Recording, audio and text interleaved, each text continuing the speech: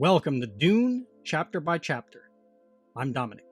So in the last video that I did of this, it was Paul and Jessica were on the run, trying to survive in the desert, escaping away from the Harkonnens, and that's where we last left them off. Now in this chapter, we learn the fate of Gurney Halleck after the fall of House Atreides and where he's been and what he's been up to. So Gurney Halleck and his remaining men have been taken in by a group of smugglers led by Tuek. And so in this chapter, Gurney Halleck is sitting with Tuek and they're kind of bargaining back and forth about Tuek wants Gurney Halleck to join him, and Gurney Halleck isn't really sure if he wants to join the smugglers or if he wants to go off and find the Fremen and join them. But his main goal is all he has left is revenge against House Harkonnen. And so this, in a way, makes him a danger to the smugglers if he decides to go with them. So they're sitting there and they're deciding on what to do. And Tuek tells him, like, if you're going to join us, you can't just run off half-cocked on some harebrained revenge scheme and start killing Harkonnens, because then that's going to be the downfall of all of us. So if you're going to be rash and you're going to go crazy here, there's no way you and your men are getting any sanctuary with us. You're not joining us. I'm not having nothing to do with you. Because the smugglers have always played it very close to the vest, working in tandem with the Spacing Guild, and also avoiding the Harkonnens at the same time.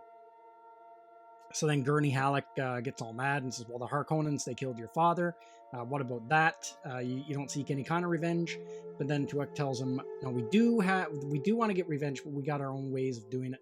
And you're going to have to follow our way of doing it, or, we're not helping you. You're not going to join us. And so the other thing, Gurney Halleck, as far as he's concerned, he still thinks that Lady Jessica is the traitor. But Tuek is not totally convinced. He even throws it there. Maybe Hawat himself could be the traitor. And then Gurney Halleck counters, well, Hawat's never been wrong. Then the traitor Tuek points out, but Gurney Halleck, led House Atreides into a trap by the Harkonnens and couldn't see what the Harkonnens were doing. And basically, he wasn't really that good of a mentat because House Atreides fell under Hawat's watchful eye. And so anyway, that Gurney Halleck is speechless, but he also, Tuek informs him that words and rumors going around that Lady Jessica, you don't have to worry about her anymore if she is the traitor, because she's dead, and Hawat has been captured by the Harkonnens, and Paul is also dead. So really, the remaining men that Gurney Halleck and the remaining men of Caladan, they're lost right now. They have nothing left, and their Duke is dead. The House Atreides has been destroyed. And as far as he knows, both Lady Jessica and Paul are dead, so there's nothing left. All he has left is revenge, and he wants to get revenge on the Harkonnens, particularly the beast Raban. So then he agrees to Tuek's terms, and he says to him, I pledge you my sword of allegiance. I'll join you. I'll let my men have the choice to join you or not. I want them to they have no more bond with me. House Atreides is gone, so, they're not used to life on Arrakis. So he's going to give his men the choice. They can either stay, or they can go back to Caladan and escape Arrakis. But Tuek implies to Gurney Halleck, yeah, I know your men, they have free will and they can leave, but maybe just kind of nudge them in staying, because we need fighters and we need fighting men and experienced men here among the smugglers. So he tries to, he kind of twists Gurney Halleck's arm a little bit there, and we'll give them all sanctuary and stuff in return. And then Tuek asks him, are you going to join us, or do you want to go and join the Fremen? Because he says that might not be so good. It's a lot, the line between life and death is a lot thinner over with the Fremen. And then he basically kind of talks down about the Fremen in this chapter, the smuggler Tuek. He says, the Fremen, there's only a few of them here and there. They're not really good for anything. The Harkonnens, they just hunt them for sport. They've been out there hunting them down for game and sport, and they're just out there in the desert annihilating them. every time they see them, they're cutting them down with their las guns. They don't even have body shields. You're a lot better off with us. So this just goes to illustrate like the ignorance about the Fremen on Arrakis, that a lot of these people have. Like no one really knows anything about the Fremen.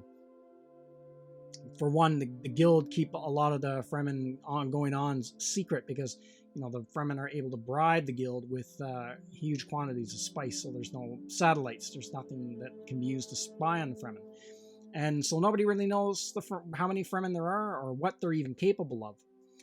And but as we've seen in previous chapters, they're capable of quite a lot.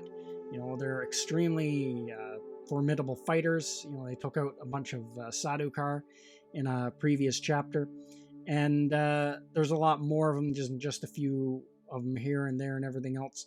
And they have the desert power. They've got the desert mastered, where nobody else on Arrakis does. So then Gurney decides to stay, and when he decides this, he goes to inform his men, and then one of his men are dying. They're not going to make it, and